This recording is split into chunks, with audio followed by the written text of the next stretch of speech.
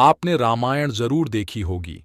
रामायण में भगवान श्री राम के जन्म से लेकर उनके वनवास, माता सीता के अपहरण, रावण के वध और अयोध्या लौटने का अद्भुत वर्णन किया गया है। प्रभु श्री राम के भक्त पवन पुत्र हनुमान जी के बारे में सब जानते ही हैं। हनुमान जी प्रभु राम के प्रिय और सबसे बड़े भक्त थे। हनुमान जी ने छाती चीर कर दिखाया था कि उनके रोम रोम में श्री राम बसते हैं।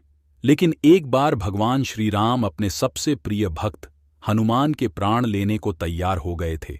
इतनी ही नहीं, जब प्रभु राम की हनुमान जी को मारने की सारी कोशिशें नाकाम हो गईं, तो उन्होंने ब्रह्मास्त्र का प्रयोग भी किया था। आप सोच रहे होंगे कि हनुमान जी तो श्री राम के प्रिय थे, तो फिर उन्होंने ऐसा क्यों किया था? आइए जानते हैं इस कथा के बारे में। एक बार देव ऋषि नारद, गुरु वशिष्ठ, विश्वामित्र और महान ऋषि मुनि सभा में चर्चा करने के लिए इकट्ठा हुए थे कि क्या राम का नाम प्रभु राम से बड़ा है। सभी विद्वान अपनी अपनी बात रख रहे थे। इस सभा में पवन पुत्र हनुमान भी मौजूद थे और मौन अवस्था में सबकी बात सुन रहे थे।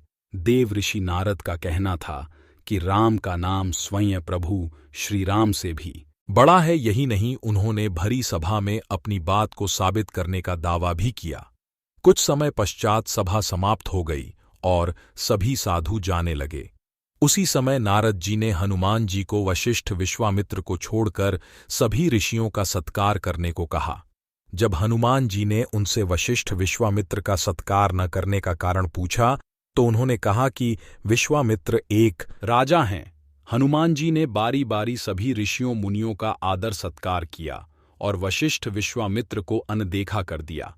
अपना अपमान देखकर विश्वामित्र का क्रोध 7वें आसमान पर पहुंच गया और हनुमान जी को मृत्युदंड देने का वचन लिया।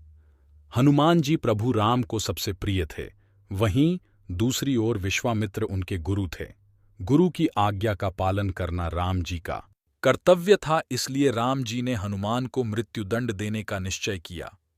हनुमान जी को जब पता चला कि प्रभु श्री राम उन्हें मृत्यु देने के लिए स्वयं आ रहे हैं, तो वह कुछ समझ नहीं पाए। तभी उनके पास आर्षि नारद आए और उन्हें राम के नाम का जाप करने को कहा। ऋषि नारद की बात मानकर हनुमान जी भगवान राम का नाम जपने लगे। राम का नाम जपते जपते वो गहरे ध्यान में चले गए। भगवान राम ने पहुंचकर हनुमान जी पर तीर चलाने आरंभ कर दिए, लेकिन बजरंगबली को कोई असर नहीं हुआ। ऐसा देख श्री राम ने मन में विचार किया कि जो भक्त मेरे नाम का जाप कर रहा है, उसका मैं कुछ नहीं बिगाड़ सकता। भगवान राम को गुरु का वचन निभाना था। अपने तीरों को विफल देख इस बार प्रभु राम ने ब्रह्मास्त्र का प्रयोग करने का निश्चय किया।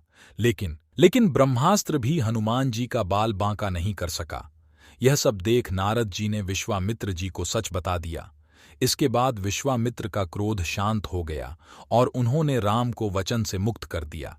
इसके साथ ही ऋषि नारद ने यह सिद्ध कर दिया कि राम का नाम स्वयं श्री राम से बड़ा है।